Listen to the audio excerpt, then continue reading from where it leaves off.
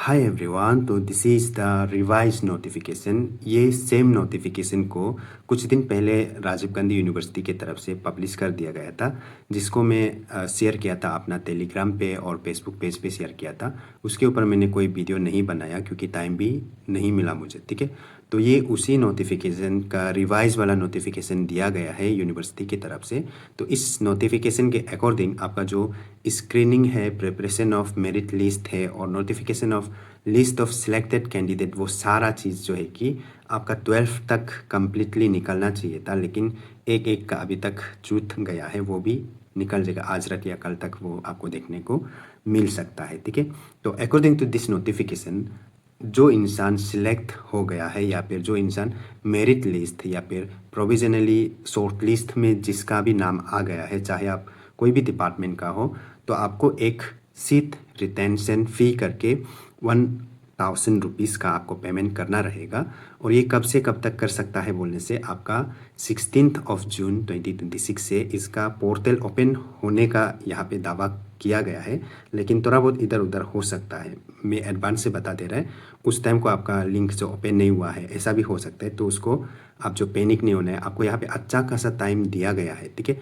16 जून 2026 से लेकर के 30 जून 2026 का टाइम पीरियड में आप जो कभी भी कहीं भी किसी भी समय को आप जो अपना सीट रिटेंशन फ़ी को पेमेंट करना है। अभी काफ़ी सारे लोग फिर से सोच सकते हैं कि ये सीट रिटेंशन फ़ी जो आखिर है क्या चीज़ करके। तो मैं सिंपल से बता देता हूँ। जैसे कि आपको ट्रेन से कहीं जाना है तो आप टिकट बुक करता है, आपको बस से कहीं जाना है तो टिकट बुक करता है, ठीक है।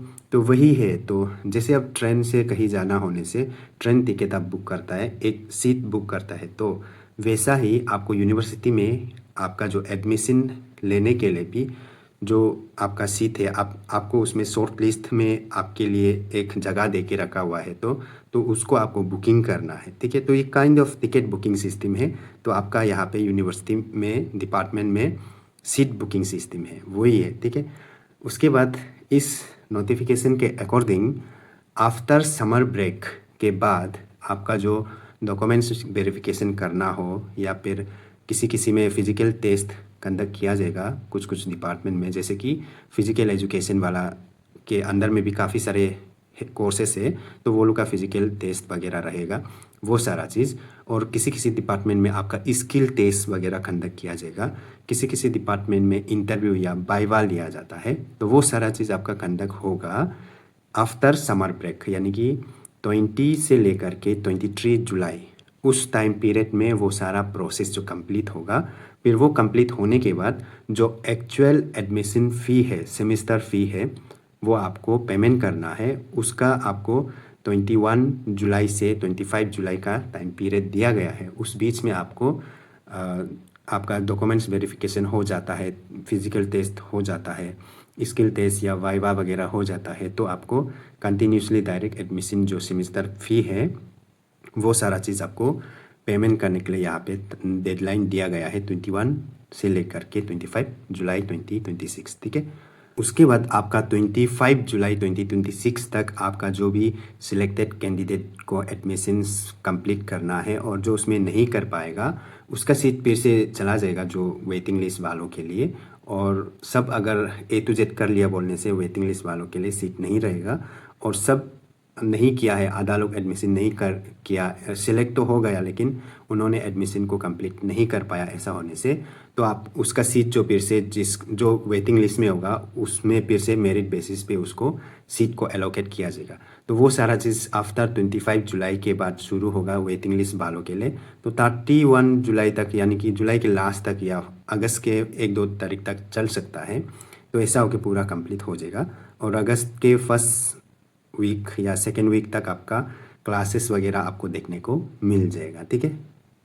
क्योंकि काफ़ी सारे लोग ये इसके बारे में कन्फ्यूजन होके बहुत सारा लोग मुझे मैसेजेस भेजता है, कमेंट्स करता है, तो मैं बार बार बताता हूँ, हर किसी को मैं रेस्पॉन्स नहीं कर पाता हूँ, और मुश्किल है मेरा लिए भी, क्योंकि मैं एक अकेला इंसान हर किसी को रेस्पॉन्स करने लगेगा तो टाइम बहुत चला जाएगा, ऐसा ऐसा वैसा है। तो आप लोग भी उसको थोड़ा समझो। और जब भी मैं वीडियो बनाता हूँ तो उसमें आप लोगों के लिए ही बनाता है। आधा आधा लोग वीडियो को नहीं देखता है, डायरेक्ट पूछने लगता है। तो आप वीडियो अगर अच्छा से एक बार देखने से सारा चीज़ समझेगा, ठीक है। तो यहाँ पे नीचे में कुछ लिखा है, इसको देखते हैं। यहाँ पे ऐसा कुछ लिखा है कि इन केस CUET PG 2026 का बेस पे एप्लीकेशन इनसफिशेंट होता है, ऐसा वैसा कुछ अगर रिपोर्ट मिलता है ऐसा कुछ होने से, फिर बाद में एक नोटिफिकेशन आएगा जहाँ पे नॉन CUET वालों के लिए भी एक पोर्टल खोल दिया जाएगा करके, ऐसा भी कुछ दिया दिया गया है। तो वो फिर फिलहाल तो हमें नहीं पता कि CUET PG बेस एप्लीकेंट सब में आया होना चाहिए। और अगर किसी किसी में नहीं आया, ऐसा इनसफिशेंट हो जाता है ऐसा होने से, तो जिन्होंने फॉर्म नहीं फिल किया, जिन्होंने CUET एग्ज़ाम नहीं दिया, उन लोगों के लिए काफ़ी ज़्यादा अच्छा हो सकता है। तो उसके लिए आप वेबसाइट पे विजिट करके देखते रह सकता है। और आपका नियर एंड देयर में कोई है जो CUET एग्ज़ाम नहीं दिया या फिर CUET एग्ज़ाम देने के बाद भी फॉर्म फिल नहीं कर पाया टाइम पे, तो ऐसा वैसा किसी को जानता है तो आप उन्हें भी बता सकते हैं कि इनकेस किसी भी डिपार्टमेंट में अगर CUET PG 2026 बेस जो एप्लीकेशन है इनसफिशेंट पाया जाता है, तो ऐसा कुछ देखने को नॉन CUET वाला के लिए आपको देखने को मिल सकता है करके, ठीक है। ऐसा बता के रखो। तो अगर ऐसा कुछ होने से तो बहुत ही ज़्यादा अच्छा बात होगा, ठीक है। चलो, तो आई होप कि सबको समझ में आया होगा। और इस वीडियो को आप आगे भी शेयर कर सकते हैं, शेयर करना बिल्कुल फ्री है। और अगर आपको जेन्युइनली सच में लगता है कि ये चैनल काफ़ी ज़्यादा अच्छा वीडियो देता है, यानी कि अच्छा इन्फॉर्मेशन प्रोवाइड करता है, हेल्पफुल लगता है, ऐसा कुछ होने से सब्सक्राइब नहीं किए तो कर सकता है, फ्री है वो भी। और आप सिर्फ नहीं बल्कि आपके नियर एंड डियर को भी रिकमेंड कर सकता है कि ये वो चैनल है जिसको आपको फॉलो करना चाहिए। और इस चैनल को सब्सक्राइब या फॉलो करने से आपका कुछ भी नहीं जाएगा, उल्टा आपको काफ़ी ज़्यादा इन्फॉर्मेशन अच्छा अच्छा वाला मिल सकता है देखने को, ठीक है। चलो।